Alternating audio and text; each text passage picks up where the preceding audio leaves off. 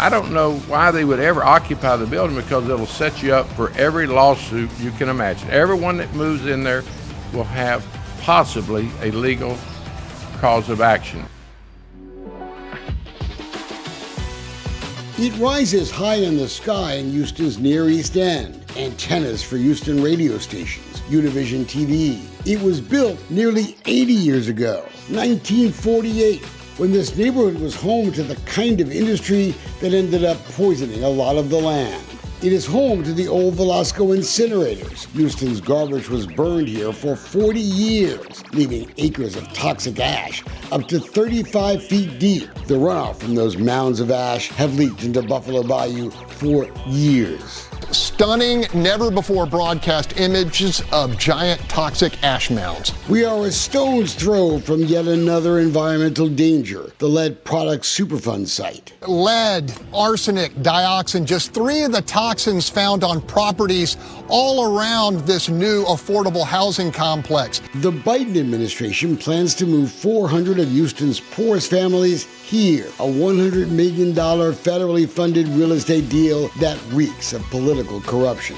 I'd like to ask you a couple questions. Excuse me. Nope. Excuse me. Put it away. Put it away. What? Put it away. Don't grab my microphone like that. What's wrong with you? It's called assault. Lance Gilliam was the former chairman of the Houston Housing Authority. He cashed in on this deal. So did this woman, Leisha Green Ellis, the wife of Harris County Commissioner Rodney Ellis. Phone records revealed she had the ear of the now former Housing Authority Chairman Lorenz Snowden when we first sniffed out this smelly deal 4 years ago. Don't you think people have a right to know who's making money on this deal? Really? That's not really a complex question. I think it's a real estate racket. Tell me why I'm wrong. My biggest mistake was believing that these people were doing the right thing. Phyllis Wilson was one of 3 Housing Authority board members who voted against this real estate deal before they even knew about the depth of the contamination. Their reward, Mayor Turner replaced them almost immediately. The FBI is knocking on my door. They're knocking on the wrong doors. They got the key players. Why aren't they at their doors? She was talking about the former chairman and the wife of Rodney Ellis. We've now learned the new Housing Authority Board is investigating their involvement in a number of low-income projects, including those tax breaks that went to some developers that will cost taxpayers dearly. An audit of all HHA accounts is coming. But the Biden administration and the new mayor clearly have a choice. They could stop construction today. Maybe they didn't know about the towering lie when it first started, but everybody clearly knows now. It doesn't make sense at all. I think the due diligence and the misappropriation of funds is very appalling as well. This in a city already battling the ugly truth about a cancer cluster in the 5th Ward. Residents that they're planning to put there, I mean, there could be some serious health implications in the future. It was 4.5 years ago that Houston's Housing and Urban Development Director, Lorraine Walls, wrote this email. Frankly, Houston is a big city. Other lots available without contamination history. Children, she pointed out, don't always read signs. Federal law was clear. All property proposed for use in HUD programs must be free of hazardous materials, contamination, toxic chemicals, and gases. Guess that doesn't matter here in Houston, Texas. We discovered that engineers had provided the hapless TCEQ, which hadn't even looked at the property, with pictures of lush, grassy fields, ignoring the mounds of toxic ash clearly visible to the naked eye. That was just one of many lies. In 2019, Phase Engineering issued this report to ease concerns about another environmental problem, that radio TV tower. Quoting, a 305-foot antenna was identified on the southern adjoining property. The potential fall hazard area for this structure covers a small part of the planned development's parking lot. It does not include any structures. It is not a hazard to the development. Early drawings submitted by the engineering company makes no mention of the existence of the lead products Superfund site right next door.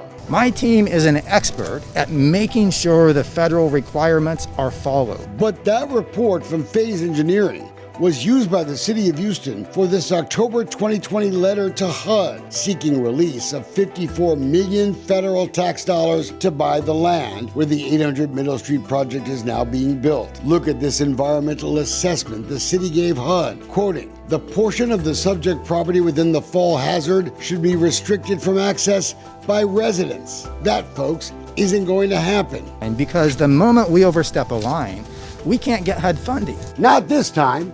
The city lied to HUD, and HUD knows it. But no one seems to care enough to call out the apparent fraud. The engineer said it was 300 foot tall. That looks bigger than 300 feet. Sophia Martinez bought her townhouse across the street from the Middle Street apartment complex before she knew it was coming. They don't care. As long as they're getting their end of the bargain completed, they don't care. It's kind of like out of sight, out of mind. According to the website Radio Locator, which tracks the size of radio and TV towers, this thing is not 300 feet tall. You can tell by just looking at it. Not even close. It's 3 times that tall, 988 feet above ground. Okay.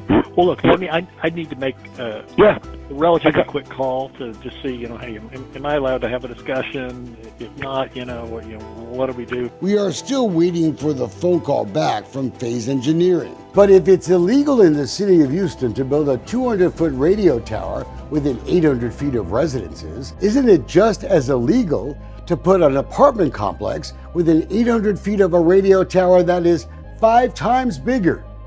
And we're waiting back for a call from Kirksey Architects because the Houston architectural firm took that already false report and made it even worse. These were the original drawings of where the complex was going to be built. The south tower of apartments are now being built right in the middle of that radio and TV tower collapse zone, breaking the promise to HUD not to put people in danger there. We've learned potential residents of 800 Middle Street will also have to worry about tons of steel crashing from the sky into their apartments. The plans could have been red tagged before construction began, as soon as the tower problems were first noticed, but they weren't. Taxpayers deserve to know why. I don't understand why the city is not stopping the construction before they put human beings in this piece of land. Why give the place an occupancy permit now that the towering lie is exposed? The tower is just one more component of some poor decision making by the housing authority, and I think you'll be seeing some leadership changes there. At the end of January, the new Houston mayor, John Whitmire, vowed to try and stop the 800 Middle Street project. But 10 weeks later, Whitmire now says the city can't stop the construction. I share your concern. I thought legally we could do something about it, but at this point, the city's hands are tied. But are they really? Why is the city attorney Arturo Michel letting a building he knows violates state and federal law to move forward, to open? And the city attorney is not the one who may be held liable if, God forbid, a tornado or hurricane or helicopter brings the tower down on playing children. Taxpayers will. There's more than 300 phone calls between you and Leisha Ellis in a year having to talk about HHA business. You talk to her more than I talk to my wife, and I love my wife. The new mayor deserves credit for changing a lot of the faces on the HHA board, including the chairman, Lawrence Snowden, who hid the truth and ran away from us. You don't think the people have a right to know who's making money on this deal, Mr. Chairman? The new chairman is Jody Proler. Turner removed him from the HHA board after he questioned this very real estate deal. Whitmire brought him back, but they aren't stopping this. But a new member of the HHA board has already suggested the tower danger might be overplayed. Houston, home to more than 2 million people, now facing historic flooding. Houston's been hit by a number of hurricanes and the tower hasn't come down. But maybe we've forgotten this. Towers do fall down, even in Texas. Officials in Missouri say workers were performing routine maintenance on the tower when it collapsed. The man who died was on the ground. That's why there are laws to prevent it. I bet those guys fixing potholes on the Francis Scott Key Bridge in Baltimore a few weeks ago didn't think a boat would take down the bridge. 860 units planned, crammed right into the middle of a rapidly developing East End. Look at Middle Street, so narrow only one car could even get through.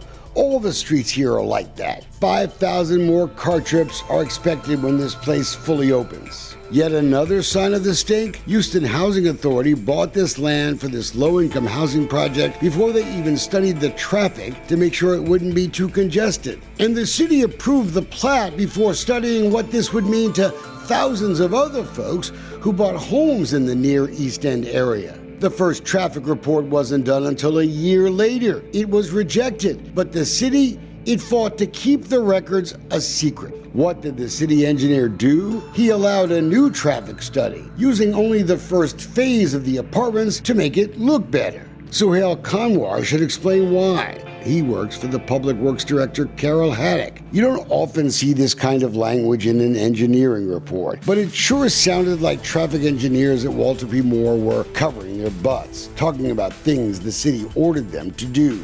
It looks like they were talking about a decades-old right-of-way that allowed traffic down Ball Avenue. This 800 Middle Street project just cut the street off, reducing the way out of this already narrow section of the Near East End. Residents sued.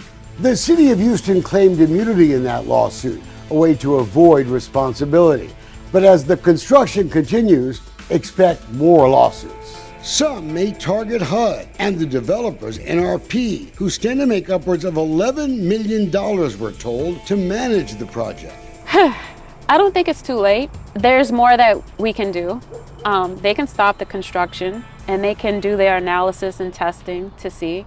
There's always time. Sophia Martinez is looking to move, and she's not the only one. Folks who invested a lot of money in nearby townhomes farther west of 800 Middle. It's the fear of the coming traffic nightmare and that dirt. It may have been cleared by the TCEQ, but that's not particularly reassuring. Throwing topsoil on top of toxic ash doesn't really solve the problem. No remediation of the dirt has been done, and the TCEQ is coming under increased fire. The Housing Authority is knee-deep in the lie. When developers sought low-income tax credits and tax-exempt bonds for NRP from the state of Texas, 5 Housing Authority officials signed documents claiming no environmental hazards existed near the property, ignoring the incinerator, the Superfund site. They should be investigated for perjury. But in our exclusive interview with Mayor John Whitmire, he sent a stark message to the Biden administration, which will have to formally approve the placement of 400 low-income families in the 800 Middle Street project. I don't know why they would ever occupy the building, because it'll set you up for every lawsuit you can imagine. Everyone that moves in there will have possibly a legal cause of action. The folks in Washington may have trusted the Houston Housing Authority and the city of Houston to tell them the truth about 800 Middle. But they know this project has been a towering lie from the start. Last October, the lawyer for 2 homeowners associations surrounding the Middle Street project wrote to Jane Hornstein, that Chicago HUD official involved in that email we showed you from 5 years ago about kids playing near contaminated land near the Velasco incinerator. There are elevated levels of arsenic, barium, cadmium, she wrote, lead, and a host of PCBs and dioxins. Even the HUD OIG has known about these problems for years now. And the Congresswoman Sheila Jackson Lee, boy, she's quiet on this subject. She fought our request for records. Everyone ought to be held accountable. You, others, Bill King, have done a great job of exposing it. Whitmire, I think you need to come and visit us and hear the citizens, hear the homeowners, our voices. But the construction will continue. Expect more lawsuits. How frustrated are you? Very beyond my last. I'm very frustrated. You can't put words to the level of frustration.